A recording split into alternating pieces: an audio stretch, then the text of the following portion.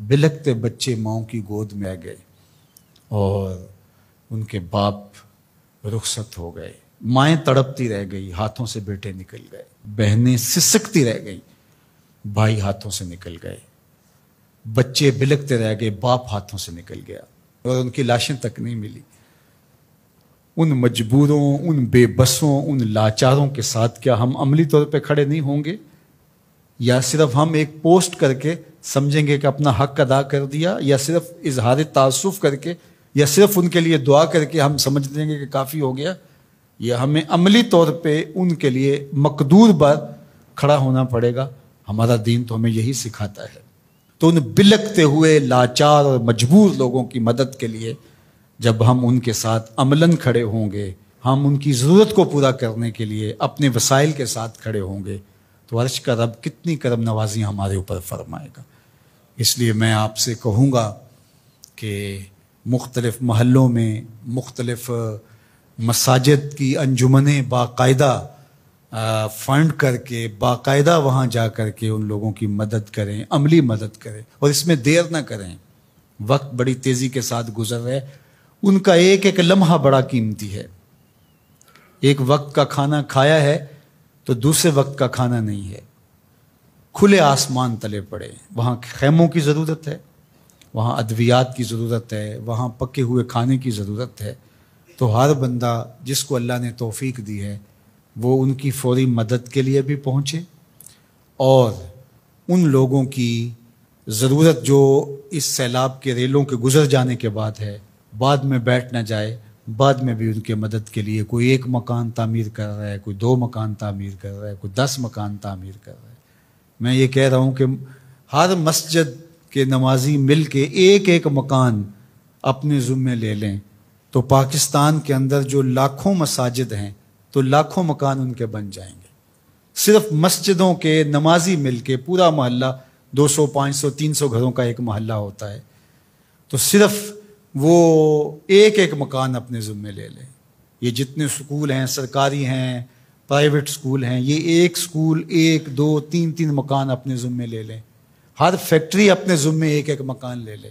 یہ جتنے petrol pump بنے ہوئے ہیں، یہ ایک ایک 2 2 4 4 جو ہے وہ مکان اپنے ذمے لے لیں۔ پیرانے الزام 2 2 4 4 10 10 مکان اپنے ذمے لے لیں۔ ہر آستانہ اپنے ذمے مکانات لے لیں۔ تنظیمات الگ جو کام کر رہی ہیں، اللہ ان کو مزید توفیقات سے نوازے، جن کو توفیق نہیں وہ بھی اس کام میں آگے آئیں۔ تو یہ کوئی اتنا بڑا کام نہیں، ہم کھڑے کر سکتے ہیں اپنے بھائیوں کو۔ انصار مدینہ کی مثال ہمارے سامنے موجود ہے۔ یہ جو قافلے آئے تھے مکہ المکرمہ سے تو سب کو چھوڑ کے آگے تھے، حضور نے ایک کو ایک کا بھائی بنا دیا، مواقات مدینہ اسے کہتے ہیں۔ تو انہوں نے آدھا آدھا سامان، اپنے باغ، اپنی ساری چیزیں آدھی آدھی ان کے سپرد کر دی کہ آپ ہمارے بھائی ہیں۔ کائنات میں مدد، نصرت، اعانت اور یوں بھائی چارے کی کوئی اور دوسری مثال اس طرح کی نہیں ہے، اور یہ دین قیامت تک ہے۔ تو وہ سنت مسلسل ہونی چاہیے کہ ایک ایک فیملی اپنے ذمے لے لیں۔ اللہ نے آپ کو عافیت میں رکھا ہے، اللہ کی حضور اس نعمت کا شکرانہ ادا کرنا ہوگا، عملاً بھی، قولاً بھی، رویتاً بھی، اور اپنے وسائل اور اپنے مال کے ذریعے بھی۔